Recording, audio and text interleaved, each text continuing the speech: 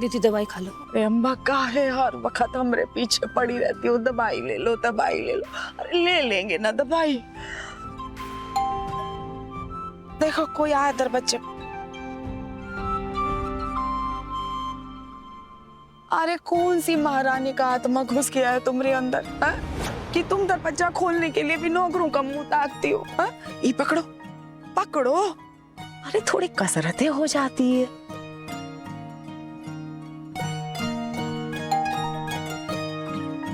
जी हमने खिड़की के बाहर देखा, देव नलिनी को गोदी में उठाए हुए हैं। क्या? हाँ।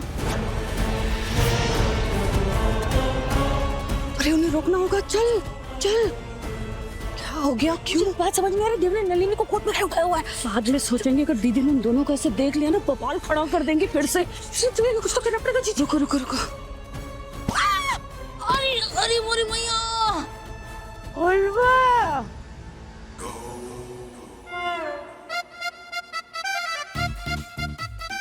हे भगवान, फुलवा तुम गिर कैसे गई? पता नहीं जीजी कैसे फिसल गए। अरे कैसे फिसल गई? हाँ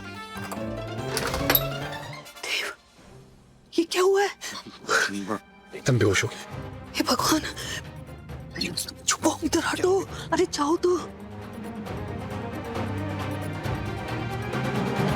जीजी हमारे पाँव सो गए थे शायद। पाँव नहीं सो गए थे, इनको शक्कर का बीमारी लग रहा है। हाँ चलो उठो। आप उठते उठते। अम्बा रानी, तुम तो वहां थी, यहाँ कैसे आ गई? वैसे दरवाजे पे कौन था? पड़ोसी। अच्छा, पूजा का निमंत्रण देने आए थे। मतलब आए भी, निमंत्रण भी दिए और चले भी गए? क्या है ना दीदी, यहाँ पे लोग बहुत आते हैं और चले जाते हैं, बहुत जल्दी में रहते हैं यहाँ के लोग। अरे यहाँ के का, पूरी दुनिया के लोग जल्दी में है। जाने कहाँ पहुँचना है सबको। वैसे हमको अपने कमरे में जाना है, और देव आए ना बच्चों के कहना कि हमको मिल ले आके। ठीक है? तुम ठीक हो?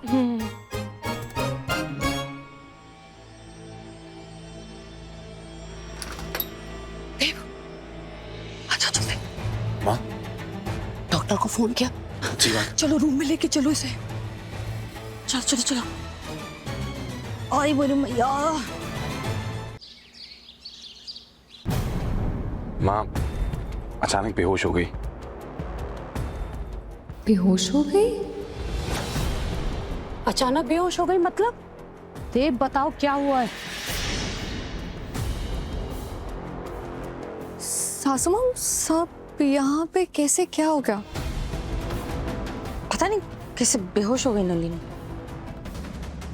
अचानक बेहोश? कहीं देव ने तो। चुप करो रश्मिका। देव बताओ कि क्या हुआ है इसे? कहाँ लेकर गए थे इसे? माँ हम तो एक स्कूल में गए थे काम से, वहाँ की पार्किंग में मिली है, और फिर हम इससे बात करने जा ही रहे थे कि अचानक बेहोश हो गई। स्कूल की पार्किंग? ओ अच्छा। सब सवाल जवाब करते रहेंगे, कोई पूछेगा कि डॉक्टर कहाँ पहुँचे? हमने कॉल किया है, आ रहे हैं। अब मैं देखती हूँ ना बड़ी मॉम। तुम डॉक्टर हो का? अरे कब बनी तुम डॉक्टर? पता ही नहीं इतने सालों में कभी रश्मिका।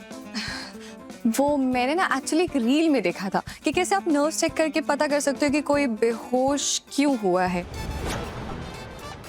बड़ी मॉम लेट मी चेक ना, जस्ट 1 मिनट, तब तक आ जाएगा डॉक्टर। ओके देखते हैं। मैं देखती हूँ।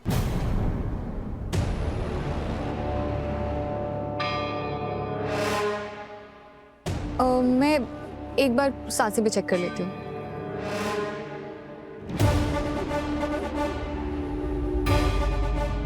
नौटंकी, हाँ बेटा उठ जाओ। देखो देखो, उठ गई, होश आ गया।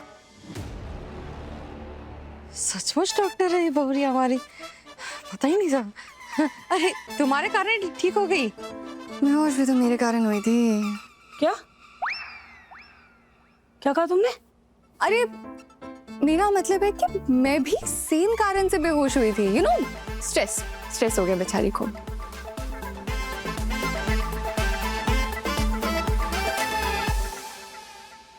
नलिनी तुम लेटे रहो, उठो मत, लेटे रहो।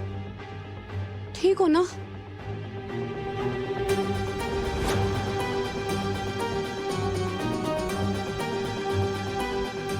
ये स्ट्रेस है देव, और कुछ नहीं है।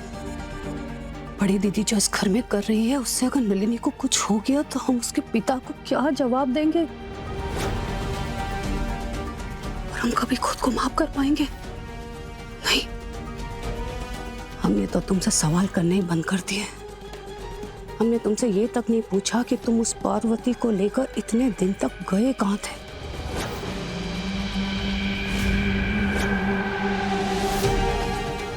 बड़े हो गए हो ना, तो अपने फैसले खुद लेते हो। लेकिन एक माँ होने के नाते इतना तो कह सकते हैं कि नलिनी के साथ ऐसा बर्ताव मत करो। उसकी जो ये हालत हुई है, सिर्फ तुम्हारे कारण हुई है।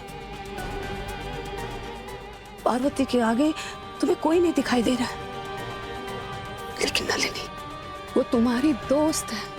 उसको स्ट्रेस मत दो बेटा। और उस पार्वती को लेकर तो बिल्कुल नहीं।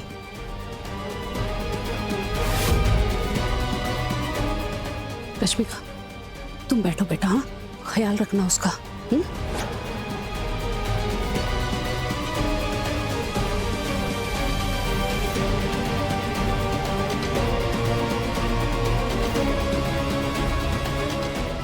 नहीं डॉक्टर जी, अच्छे से ध्यान रख।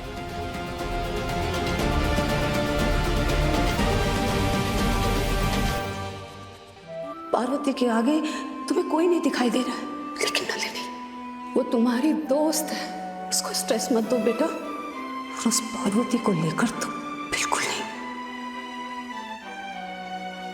नलिनी, हमने तुम्हें सब कुछ बताने की कोशिश भी की थी कि बस कुछ दिन में सब कुछ ठीक हो जाएगा, और हम ये नाटक बुआ माँ की तबीयत के कारण कर रहे हैं।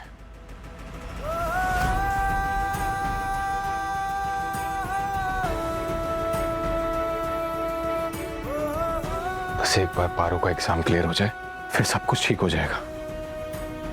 और पारो भी अपनी जिंदगी में आगे बढ़ना चाहती है, और वो मेहनत कर भी रही है।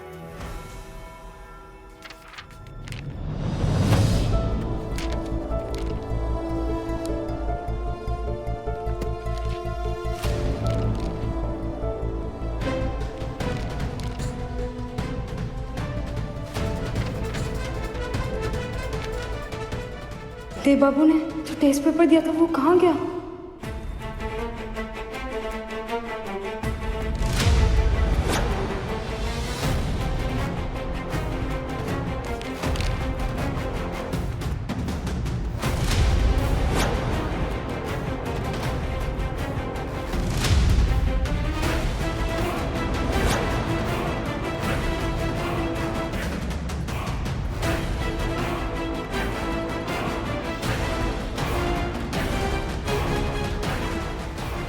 अरे आप कब आए? आपने खाना खाया? हमने ना आज माड़ भात बनाया था, आपके लिए लेकर आते।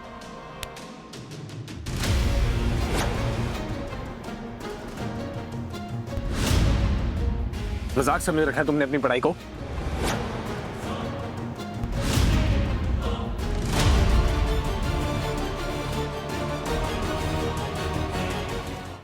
पारो संग देव शाम 6:30 बजे दंगल टीवी पर।